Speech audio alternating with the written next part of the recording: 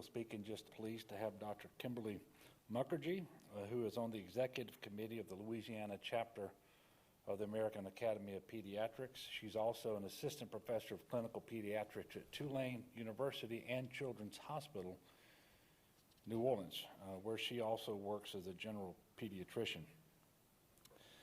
Yesterday, I was able to visit the University of Louisiana at Lafayette to see firsthand their vaccination efforts and also testing efforts as students begin to return to campus.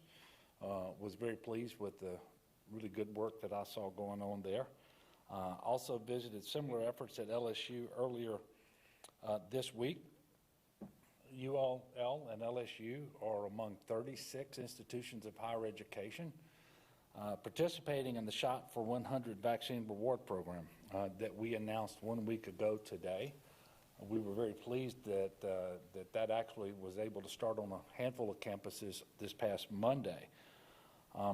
And just to recap what that program is, the Shot for 100 will give a $100 Visa card, gift card to 75,000 college students when they get vaccinated at a participating institution of higher education. As I mentioned a moment ago, we now have 36 institutions that are participating in. They've opted in. And the report I got this morning was that about 1,518 cards were distributed through yesterday. And of course, many of these campuses are just now starting to get their students and to schedule these vaccine events. So I do want to thank all of the universities for their work and the technical colleges and so forth, but foremost the students who've decided to go sleeves up. It is the single most important thing that they can do to prepare for this semester and to also protect their family and their friends and their community. Shifting to our daily update, we continue to report astronomical numbers of cases across the state of Louisiana. Today, 5,922 new cases of COVID being reported. And very sadly, we're also reporting 67 new deaths across the state of Louisiana. We currently have 2,999 individuals hospitalized with COVID-19 around the state. This is the second day in a row that we haven't set a new record. And in fact, we've had very, very small decreases. We basically have been flat over the last couple of days. And of course, that's a glimmer of good news anyway, and we'll certainly take it after those 16 days of new records. At this point, as I mentioned, we'll take any good news where we can get it. But 2,999 people are way too many for a hospital system the size that we have in Louisiana. It's about a third higher than the previous peak of the worst surge that we had prior to the current surge, and it is stressing our healthcare delivery system in ways that we can only, begin to imagine. It is tough. I had an opportunity to visit with some medical officers in the Lafayette region yesterday when I was down there. And of course, we've detailed much of the impacts of the patient load that we're having across the state of Louisiana. And it not just as it relates to care for COVID patients, but anyone who needs life-saving care at a hospital in Louisiana is being impacted by this high level of hospitalizations that we've been seeing. 470 of the 2,999 are on mechanical ventilators. That's down 6 from yesterday. And I told you about the astronomical number of cases. One of the things that's very different about this current surge and the cases that we're seeing that are a result of the Delta variant, which, by the way, practically 100% of our cases today in Louisiana are of the Delta variant. The last time we measured it was over 96%, I believe. So that's what we're talking about. But the cases that we're seeing in children, 0 to 18, is very troubling. I can tell you that for the last couple of days, 28% of all the new cases that we're reporting, 28% are in children, 0 to 17. And with schools having started recently, and I think some more still coming online, I think we have 2 or 3 school districts that will open between now and Labor Day. It's all the more reason why we have to do what we can to protect kids. And we need to be very mindful of the fact that while 2.2 million Louisianans have received a shot, not a single Louisianan under 12 has received a vaccine. And it's up to us, especially adults, to do what we can to protect all of our children. And in addition to the total number of cases that we're reporting through the Louisiana Department of Health, during the week of August 9th through the 15th, a total of 2,444 COVID-19 cases were reported among K through 12 students and staff. Now, this is reporting that's coming from schools. And so more cases were reported by Louisiana schools during the first week of this school year than were reported in any week of last school year. And more cases were reported in the first week of this school year than were reported in the aggregate of the first 2 months of last year. And then the first week number that I just gave you, 2,444, that's with only 1/3 schools reporting. There is a very significant disease burden in this population. Transmission is very high, which is why the CDC has made the recommendation for masking in schools, universal, students, teachers, staff, visitors. That's why it was also the recommendation of the American Academy of Pediatrics.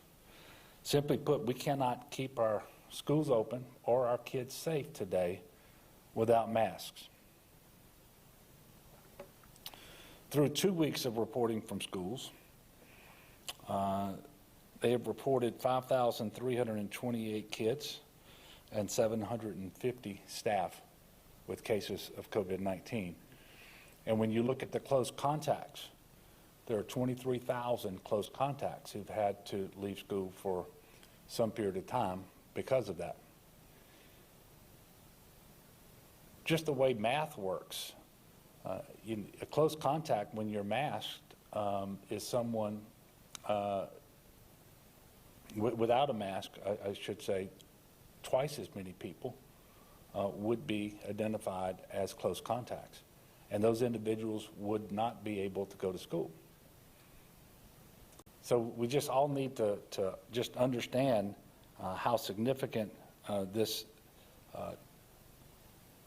situation is in Louisiana with the number of people who currently have COVID-19, the level of transmission that's happening, and how it's affecting our young people.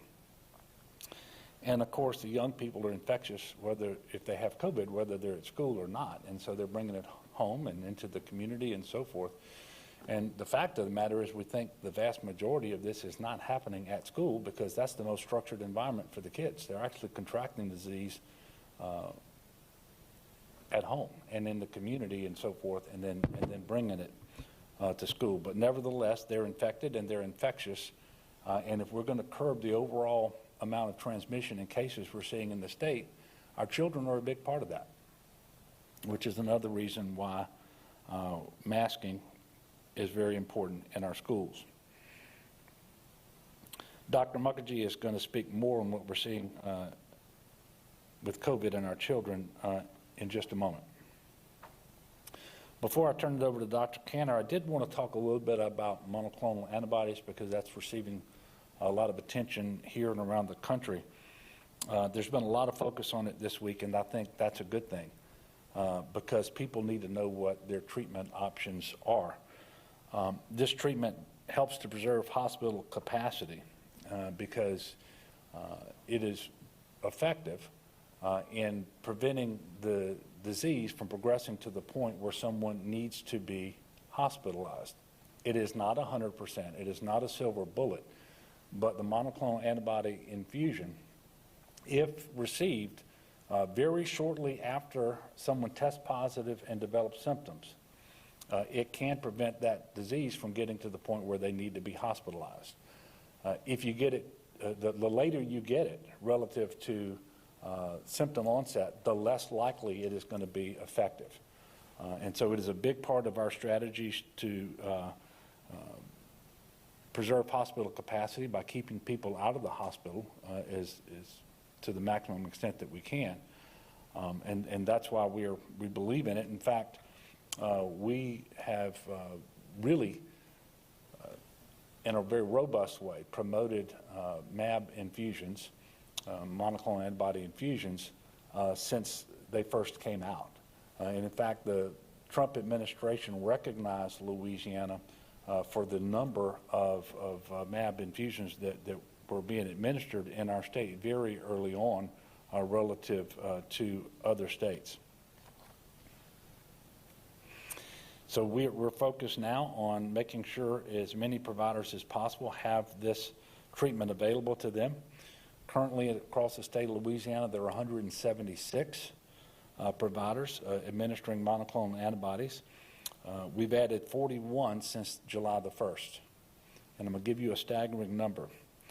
The doses administered in Louisiana since that time, since July 1st, are up 27 times, 2,700%, with almost 7,000 infusions last week alone.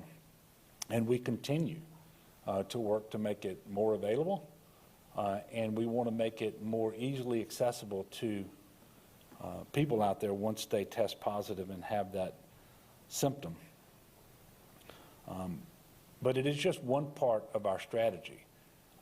We really try to keep people from getting COVID in the first instance, if at all possible. That is certainly the preferred thing. We need to make sure that people are being vaccinated.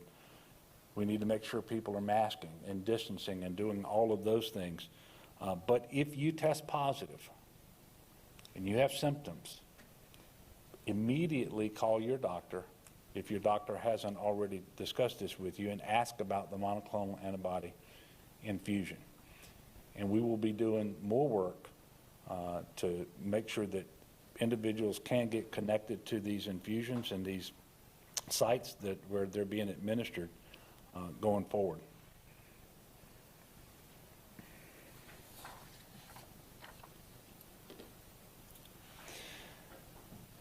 It is administered via infusion, and so it takes a fair number of healthcare workers in order to administer the monoclonal antibodies, and that is having an impact on the staffing at beds. And so we continue to try to bring in additional staffing, set up additional locations where this can happen, both so that we can increase the number of monoclonal antibody infusions that are being administered, but also so we can return staff to the bedside and augment the staffing capacity in our hospitals. So it's all of these efforts kind of work hand in hand together. I was able to visit yesterday with the chief medical officers of the Tier 1 hospitals in Lafayette. And of course, on Tuesday this week, as I always do, I was able to hear directly from Tier 1 hospitals from across the state. And I can tell you our healthcare professionals, they need a break. They are completely exhausted. And that's physical exhaustion, mental exhaustion, emotional exhaustion, and things are getting tougher, not easier as we speak. So the vaccines remain incredibly important, and I know there's a lot of talk this week about third doses and booster shots, and I'm going to ask Dr. Cantor to come up now and brief you on the latest as it relates to third doses and booster shots. He'll share some additional information with you. He'll then be followed by Dr. Mukherjee, and then I'll come up and wrap up quickly and take your questions. Dr. Cantor?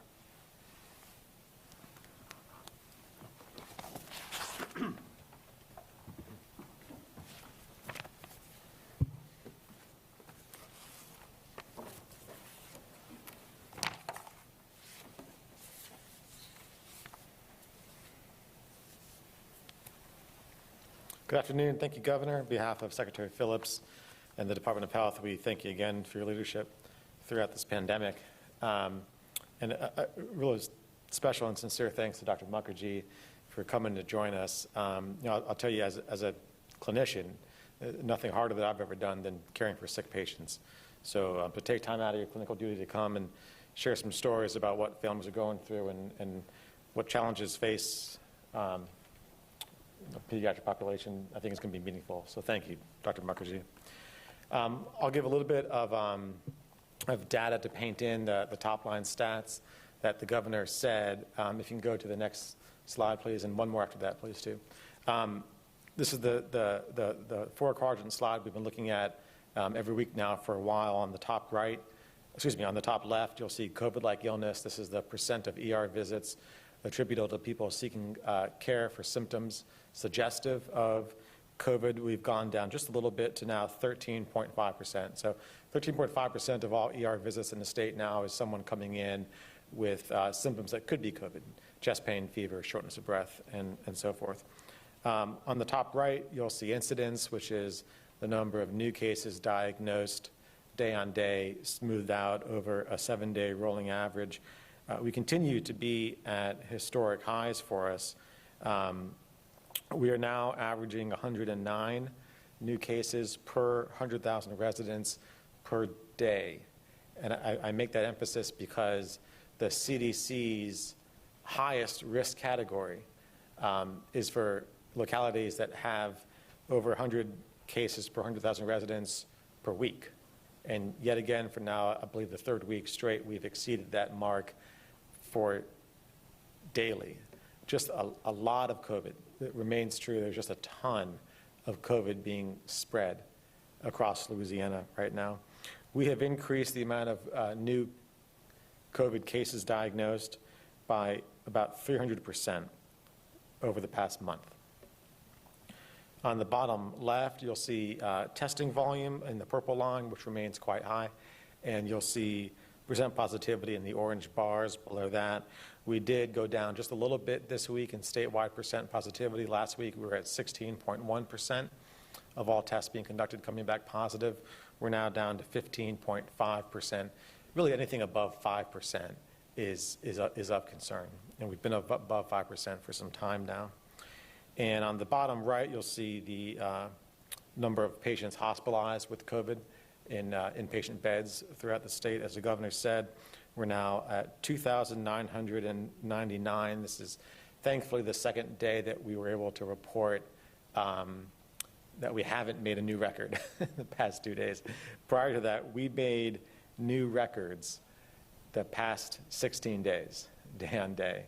So it is nice to see that dip just a little bit. It's still a very high number, and it still is causing tremendous problems for hospitals and impacting the care that they're able to provide patients.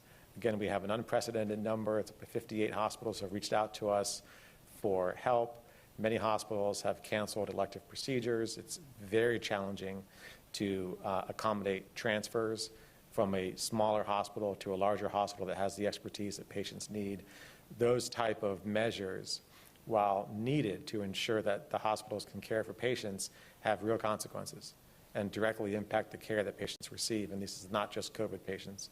So that remains true. That 2,999 number relative to our pandemic remains astronomical, almost 1,000 more than the peak, than the highest point prior to this fourth surge. So that remains a big point of concern for us.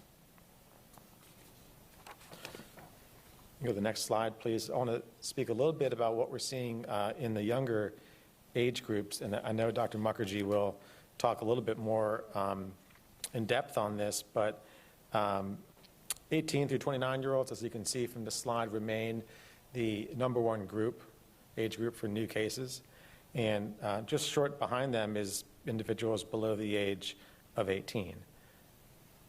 Over the past week, we have had 1,700 new cases in individuals between the ages of 0 and 4, and 5,700 new cases in individuals between the ages of 5 and 17.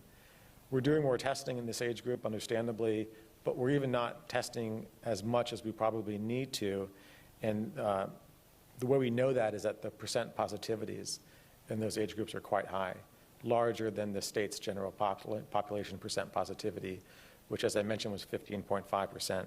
In the 0 to 4 age group, percent positivity of all tests conducted is 17.5. And in the 5 to 17-year-old age group, percent positivity is 28%. That's a marker of a lot of disease in these age groups. There were myths, misconceptions earlier on in the pandemic that kids don't get COVID, don't spread COVID. That couldn't be farther than the truth. Our kids are absolutely getting COVID. They're absolutely spreading COVID. There was an interesting study released in the medical journal JAMA this past week that showed young individuals in the household, when they do get infected, are highly effective vectors for the rest of the household, getting the rest of the household sick. And anyone that has young kids knows that, particularly around flu season, that kids can get you sick pretty easily. That's what we're seeing. It remains true that younger individuals are less likely to suffer the worst consequences of COVID. Not absolutely. And we have seen some very severe cases in kids. We've seen some very severe cases in very healthy kids, I should add. But that does remain true, but there is no doubt at all with the data we have right now that younger individuals, even as young as infants, are getting COVID and are spreading COVID, particularly to their families. We added this past week 10 new cases of multisystem inflammatory syndrome in children. This is a severe disease. This is a severe disease that has the likelihood for long-term complications.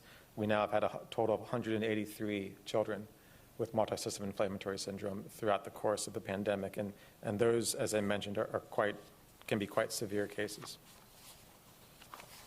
The next slide, please.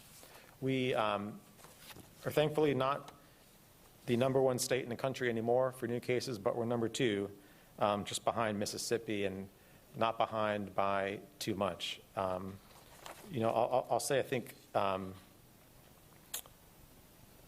there just remains a ton of COVID out there. And when you have this much COVID out there, it remains just as infectious as it always is or was. And it would not take very much for us to go back up to that #1 spot. And that's a big concern of mine. Next slide, please. We haven't spoken about fatalities from COVID in a little while, so I wanted to present some recent stats. As every measure has gone up through this fourth surge, this surge response resulting from the spread of the Delta variant, we are also seeing fatalities go up. And I'll preface everything I'm going to say by, of all the measures we look at, deaths are the most lagging of those measures, meaning we often don't find out about deaths or find out in a formal, finalized, official manner until weeks or even a month or two after that individual died.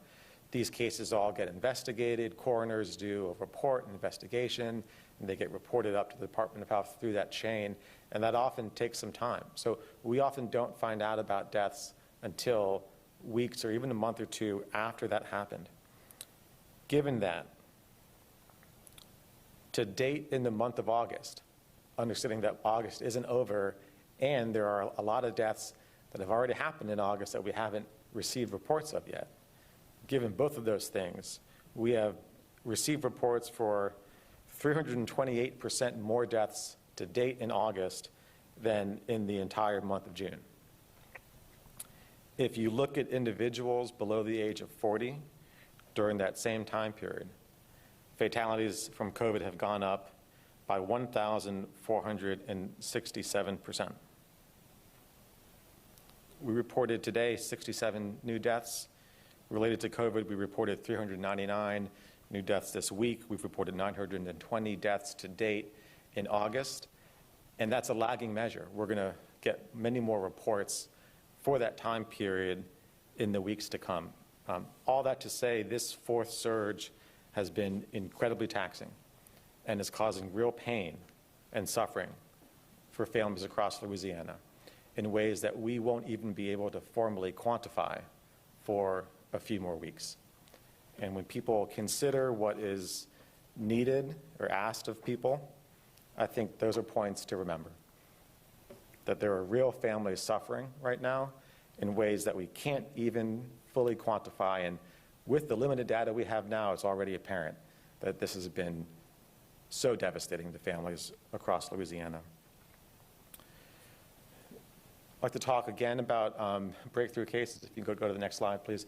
We, again, want to be as immediately transparent about these cases as we can, and we report them out every week. So amongst all cases, all new cases of COVID reported to us last week, 89% were in individuals who are not fully vaccinated. Of everyone who is hospitalized today, of the 2,999 people hospitalized right now with COVID, 91% are not fully vaccinated. And of all the new COVID deaths reported to us last week, 80% are in individuals that are not fully vaccinated. It remains true that these vaccines, the 3 vaccines we have available to us, provide excellent but not absolute protection. And when you're in the middle of a thunderstorm or a tropical storm or a hurricane, you need more than one modality of protection. You need a rain jacket, you need an umbrella, and if you can, you need to get the heck out of there. And that's what we need to do right now for Louisiana. There were some big announcements regarding additional doses and booster shots made this past week, and I want to go through briefly what they were to help families know what is available to them and recommended. We are now recommending a 3rd dose of Pfizer or Moderna to individuals who suffer from conditions that give them either moderate or severe immunosuppression. To be clear, this is a small group of Louisianans, probably between 3 and 5%. And we're talking about conditions like cancer patients receiving active chemotherapy, bone marrow, organ transplant recipients who are on drugs to suppress their immune system, patients who are on high-dose steroids or other drugs that suppress their immune system, or some very rare diseases that provide immunosuppression in patients. Relatively small subset of patients out there, but if that is you, and you received the Pfizer or the Moderna vaccine, it is now recommended that you get a 3rd dose of that vaccine at least 28 days after that 2nd dose. Can be longer than that, and for most people it will be longer, but at least 28 days. And the reason for this is when you have a weakened immune system, when you are immunosuppressed, you are less likely to mount a good response to a vaccine. Your immune system is hampered, and when you get the vaccine, you don't respond to it as robustly as someone who has a normal immune system does. And so you might need an extra dose of that vaccine to mount a decent immune response, to gain the protection that you should get from that vaccine. That's the rationale behind this recommendation. This is available in vaccine providers across the state. Any vaccine provider that stocks Moderna or Pfizer can and is offering this.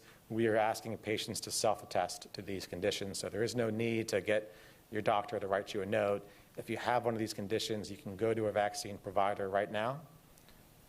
If you're more than 28 days after your 2nd dose, self-attest to your condition and receive the 3rd dose, which is recommended by the Louisiana Department of Health and the CDC right now.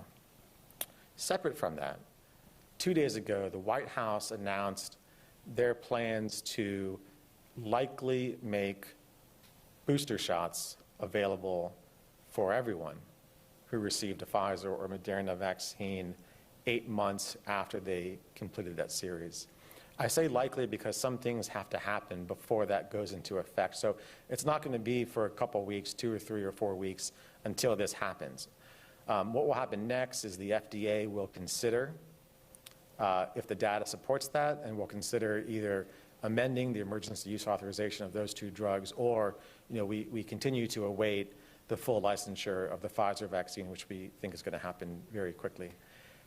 After that happens, then the CDC's Advisory Committee on Immunization Practices will meet to discuss in more granular detail the data behind that and make more specific recommendations. If and when those 2 things happen, we will then be in a position to recommend and make available booster shots for anyone that got Pfizer or Moderna 8 months after they completed that series.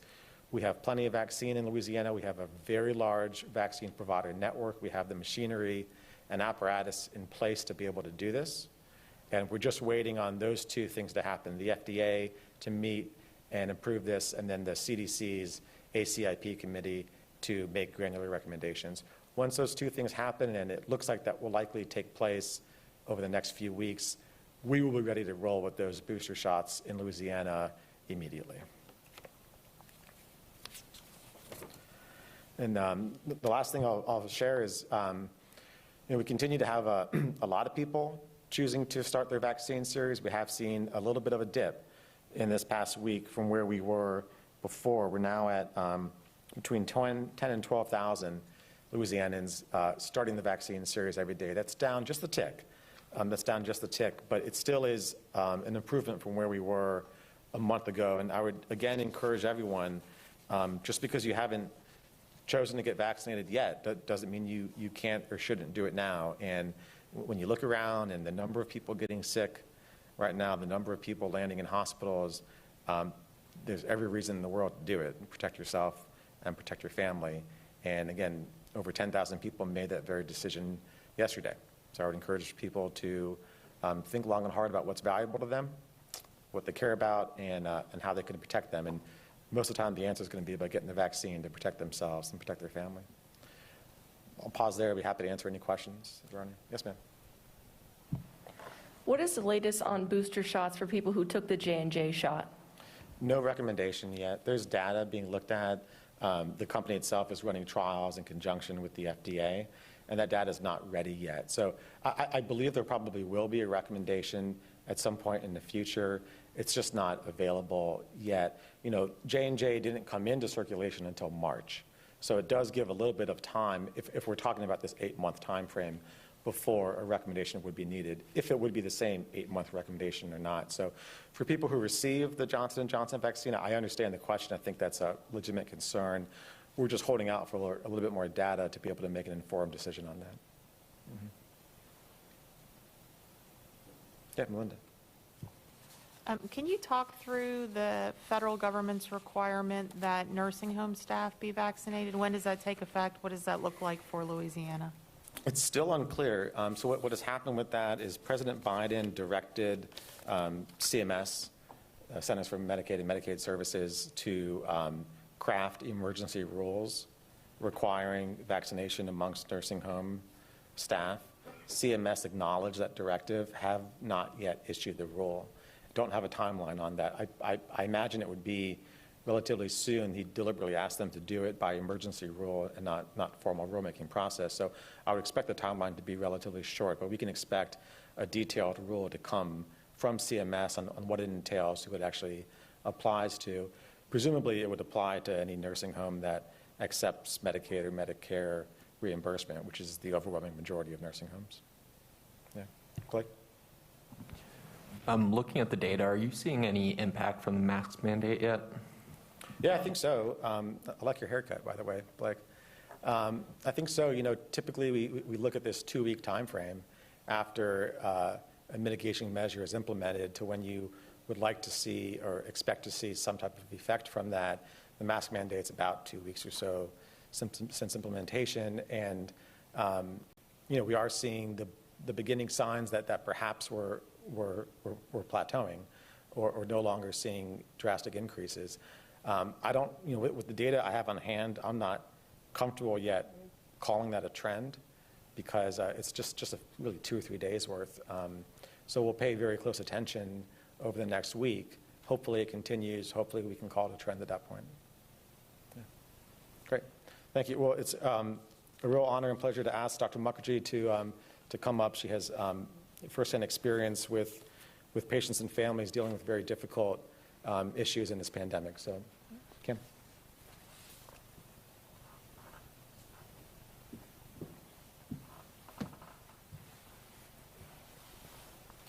Good afternoon.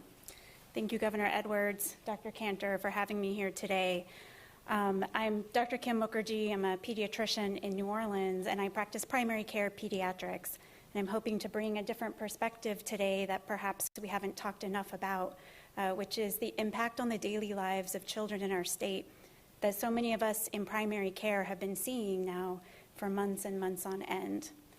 As Governor Edwards mentioned, I am also on our executive committee for the Louisiana chapter of the American Academy of Pediatrics.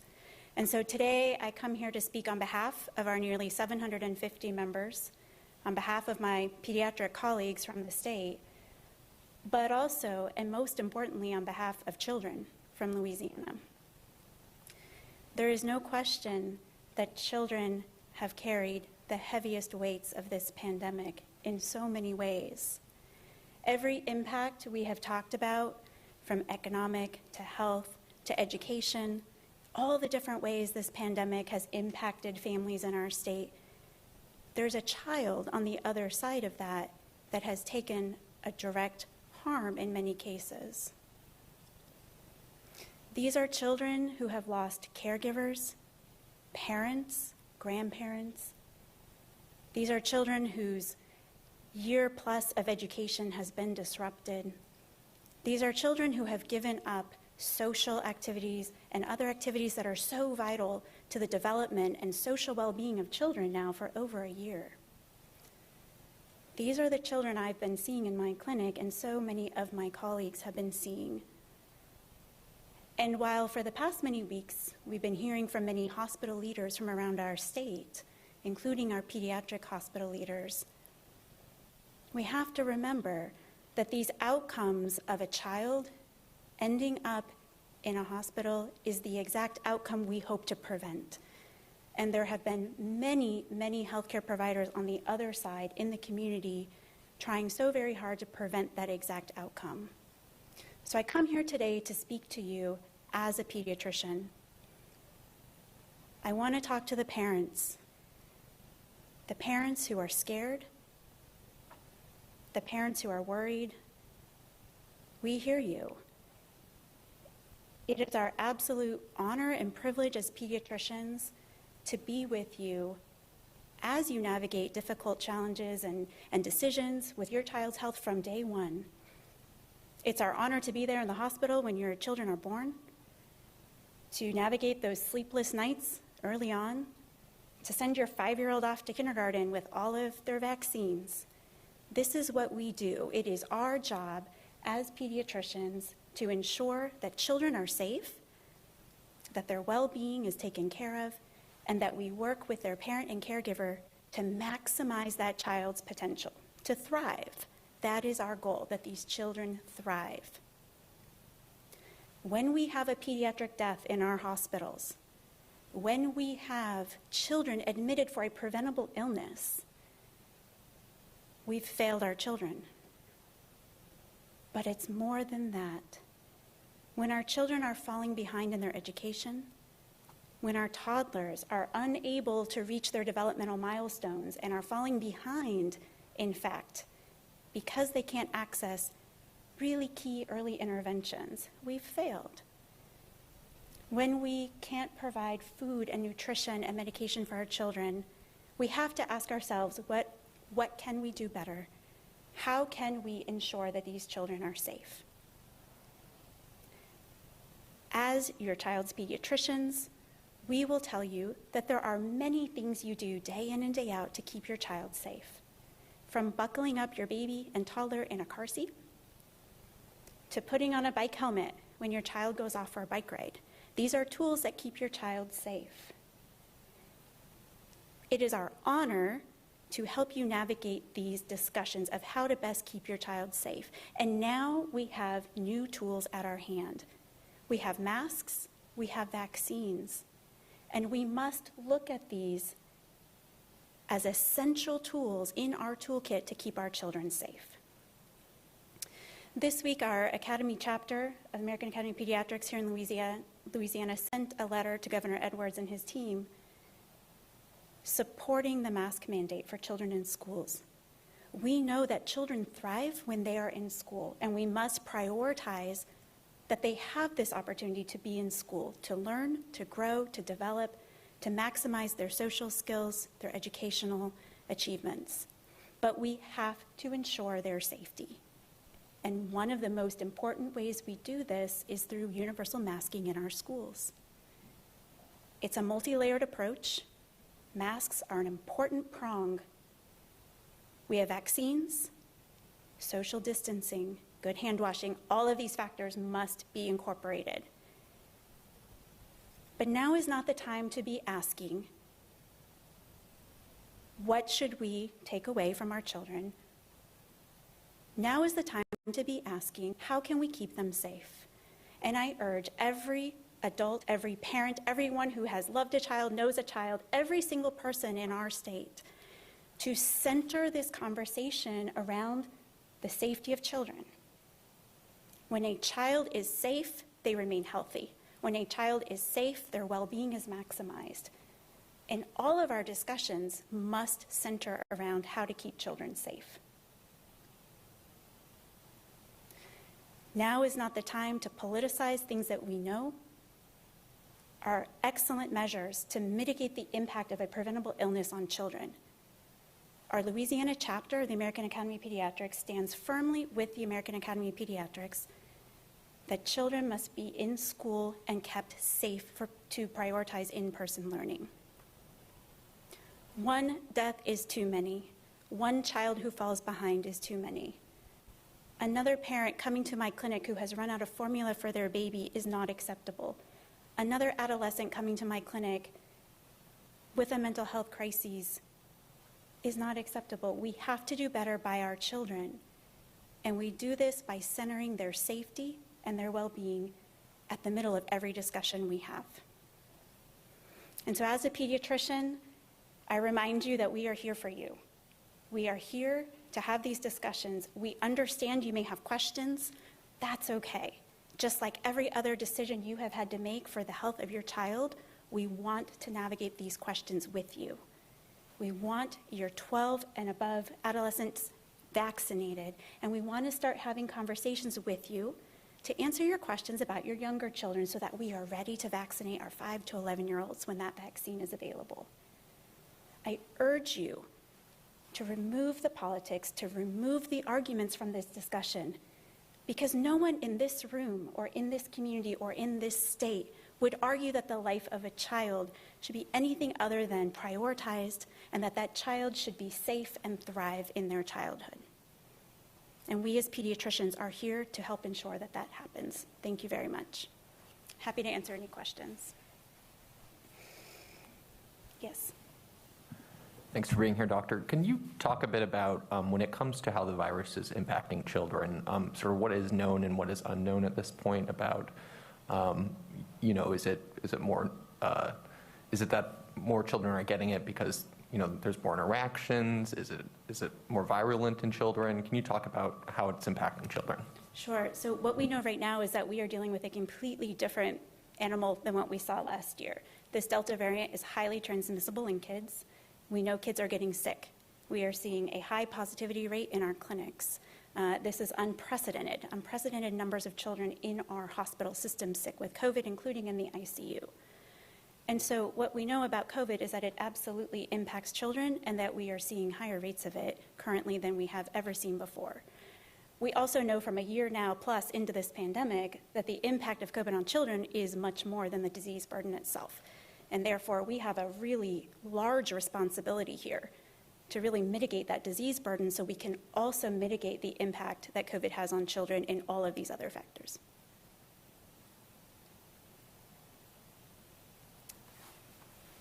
Thank you.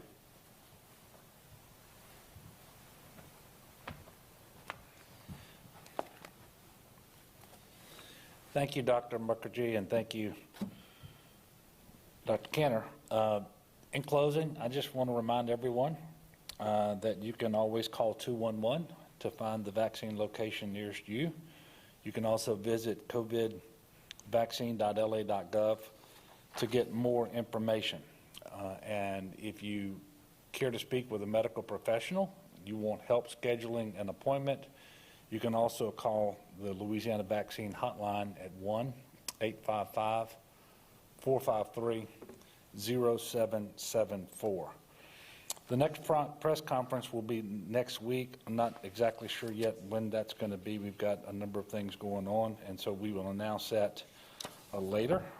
And right now, I will take some questions if you have them. Yes, ma'am. So you've talked at length of the importance of having masks in schools, and there's been 2 public meetings this week that have dissolved over this topic. What would you say to parents who say it is their right to decide if their child should be wearing a mask at school? Well, I would remind them that we have a public health emergency, and that emergency exists because we have a virus that is highly contagious and deadly. And we all have a responsibility to minimize transmission, to minimize cases, hospitalizations, and deaths. And quite simply put, there is no right to unreasonably endanger the lives of others. That doesn't exist.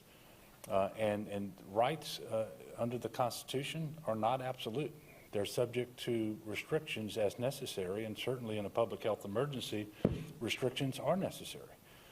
We have to minimize the spread of this disease, and it is spread primarily through respiratory droplets. That is why masking works.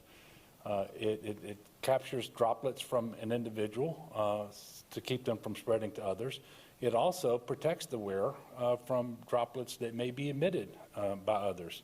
And we know the work. The science is very, very clear around masking. That's why it's a CDC recommendation. That's why it's an American Academy of Pediatric recommendation.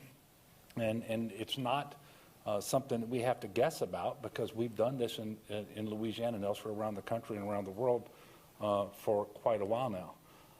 And so I would just ask parents to take a look at the current situation that we have. I had every expectation a couple of 3 months ago of not having a mask mandate in place when school started. I was going to leave that up to school districts, but the facts changed. We went from having about 275 people in our hospitals to now 3,000. Have the highest case growth rate in the country for all of those weeks, and now we're number 2, which I guess is some relief, but if you look at that number, nobody should feel really better about that. And so we have to keep our children safe. You cannot keep schools open and children safe today without masks. And if you look elsewhere around the country, particularly the South, where you have high disease burden, not as high as Louisiana probably, because we've been the highest, and see what's happened when schools go in without mask mandates, you see that quite often they're having to close schools up, send kids home for 10 days or 2 weeks, and when they come back, they're coming back with masks on, right? And so it's just for all of those reasons and for many, many more, it's very, very important that we have kids masked. And, you know, kids are suffering directly from COVID, and they're suffering indirectly. And I think Dr. Mukherjee did a great job of detailing that. And there are kids in the hospital with the classic respiratory problems related to COVID and the multi-system inflammatory syndrome. We've got kids under 2 in ICUs on ventilators. But even if kids themselves weren't suffering ill effects, and they are, in fact, they are in greater numbers than we've ever seen up to now in this pandemic, they are still a very considerable source of spread. And we have to get the transmission down as a whole across the state of Louisiana, and putting masks on kids is really important. It would be an absolute recipe for disaster to take kids from all across the state of Louisiana, put them together for 7 hours a day, in close proximity to one another, indoors, unmasked, and then send them back in the community at the end of the day. That is exactly what you don't do in a public health emergency like we currently have. You know, we sent UH-60 and a crew, it's a helicopter, National Guard, to California last week in order to engage in fighting forest fires. And the equivalent would be to sending kids to school right now without a mask would be to have that UH-60, rather than dumping water on the fire, dump diesel. That's the sort of equivalent we have here. And so I would encourage parents to take another fresh look at this, and because quite frankly, the things that I've heard, the things that I've seen that come out of the ones who are most animated, at least, they just don't make sense. They're not in our children's best interest. Those actions would not be in the state's best interest. And quite frankly, we should be better than that in terms of being good neighbors to one another. and giving a break to all these healthcare workers who've been working so hard now for a year and a half. Yes, ma'am. Governor, on that same subject, I know we've talked about this several times about enforcement, but are you actually comfortable that the mask mandate is being enforced in these school districts? I mean, obviously, we were at a BESI meeting where it wasn't even being enforced in a state building that had state police officers in it. Yeah. The report that I've received this morning in my weekly update from the state epidemiologist, and what I've gathered is that the vast majority of schools are effectively implementing this mask mandate. And quite frankly, we're gratified by that. And if there are schools out there that are not doing that, I would encourage them to get with the program and to do it immediately, because they're not going to stay open. The kids are not going to be safe if they don't do that. I mean, you heard me give the numbers earlier today about what's just been reported in the last couple of weeks about cases among staff and students in our schools and the number of close contacts that have been identified. This is very real, and we can learn from what's happening in other states. So in Mississippi, you may have seen that the Pearl River County school system had to close down, and for some period of time. And when they come back, they're going to come back with masks. Well, that's right across the river, right from St. Tammany Parish. And as far as we know, the disease burden in Pearl River County is lower than it was in St. Tammany, at least back when school started. So we just need to, I think, be more reasonable, more responsible, and set good examples and be good neighbors, and all of that. The science is so clearly and emphatically on the side of masking, especially in schools. When you know that nobody under 12 has received a vaccine, when you know that those between 12 and 17 have been vaccinated at a very low rate, it's critically important that we mask. Any other questions? Yes, ma'am. I'm wondering if you have any reaction to what happened at the Bond Commission meeting yesterday and the withholding of the approval for all of those New Orleans projects. Have you been filled in on what the reasoning was there, and what's your response? No, but there's not a good reason, and I suspect all those projects will be approved soon. Look, thank you very much. We are no doubt in a very difficult place. I am gratified that for the first time in a long time we could come in here and tell you that our percent positivity has decreased very slightly. That for the last couple of days the number of people in hospitals have decreased very slightly. That we are no longer leading the nation in terms of our growth rate in cases over the previous 7 days relative to population. But I also know that this is just a couple of 3 days. It's not yet a trend, and that the disease burden in this state, in every single community of this state, the number of COVID inpatients in every region of our state is unacceptably high. And just look at it historically, and maybe not over the last 3 or 4 days if you go back then, but go back to the previous surges. We're still a third higher than we were previously. So we've got a lot of work to do.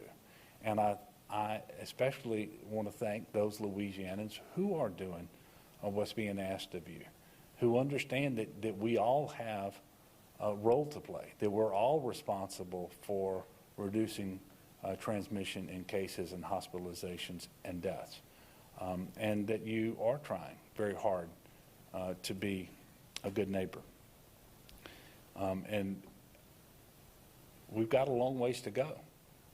And it appears to me that we're going to all have to make two adjustments in order to live with COVID for some extended period of time. And those who refuse to make the adjustments might just die with COVID and cause other people to die because of COVID. It really is that simple. So let's all do the best we can. Let's pray for one another. Let's lift one another up.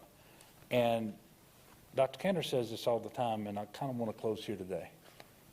It doesn't matter what reasons people have given to others or to themselves up to now for not being vaccinated. Today is a new day. Tomorrow is a new day.